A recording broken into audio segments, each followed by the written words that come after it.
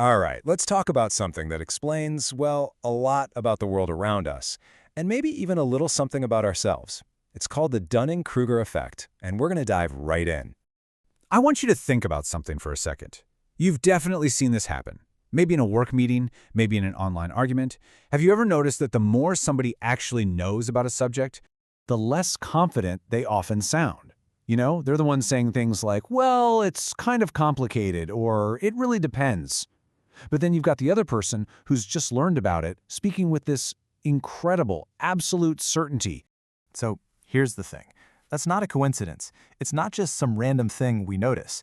This whole confidence puzzle is actually a well-documented thinking error. And once you get it, it'll totally change how you look at expertise. It's called the Dunning-Kruger Effect. And what's so fascinating is that it works in two directions. On the one hand, you have people with very little skill who, well, they really overestimate how good they are. But then on the flip side, the real experts, they tend to underestimate their own competence, mainly because they are painfully aware of just how much they still have to learn. And that really gets to the heart of it. When you know just a tiny bit, it can feel like you know everything. It's like you're only seeing the very tip of the iceberg. The problem isn't just that you don't have the answers. It's that you don't even know what questions you should be asking. Okay, so there's a really great way to visualize this whole journey from being a total beginner to a true expert. Psychologists have this chart, and the first part of it has a, let's just say, a very memorable name. They call it Climbing Mount Stupid. So picture this. You're just starting to learn something new. Maybe you read a few articles, watch a couple of videos on it, and suddenly your confidence just shoots through the roof. That first little bit of information feels like this huge breakthrough. And that's it. You're at the peak of Mount Stupid. You know just enough to feel like you've got it all figured out. You've learned the lingo, you get the basic idea, and you think, I've cracked the code. What you don't see is all the complexity, all the exceptions, and the real nuance hiding just below the surface.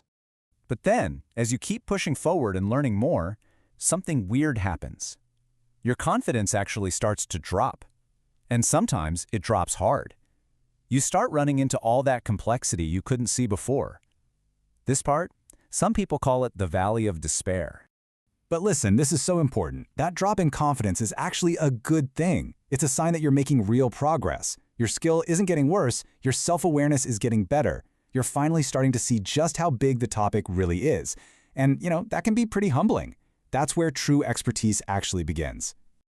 It all seems so backwards, doesn't it? So what's going on here?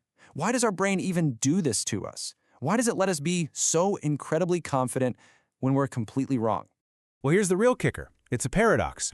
The skills you need to actually be competent at something are the very same skills you need to evaluate your competence, right?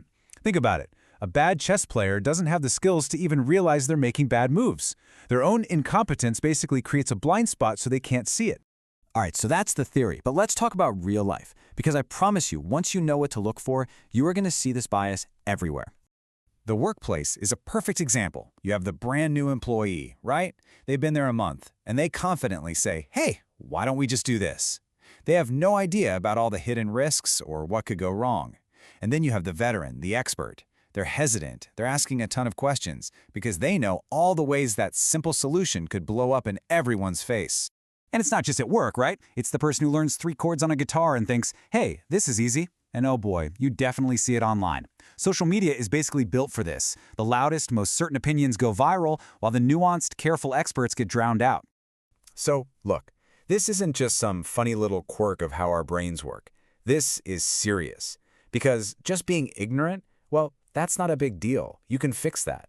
The real danger is confident ignorance.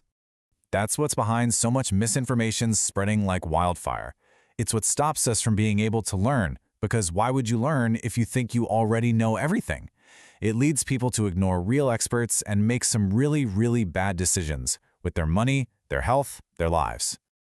Okay, so after all that, you might be wondering, how do I stop my own brain from doing this to me? And the good news is you absolutely can fight it. You just need the right set of tools. So, what's in that toolkit? Well, for starters, always assume you're missing something. Just go into that mindset.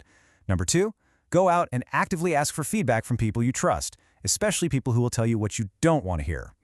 Third, Try to value asking good questions even more than having quick answers. And last but not least, just stay curious. Always keep that beginner's mindset no matter how much you think you know. And just to be super clear here, the goal is not to kill your confidence. Not at all. It's about making sure your confidence is calibrated to your actual skill. It's about building your confidence on a solid foundation of real knowledge so that when you feel confident, you know it's for the right reasons. And really, that's the big idea here. True intelligence isn't about knowing everything. It's about knowing just how much you don't know.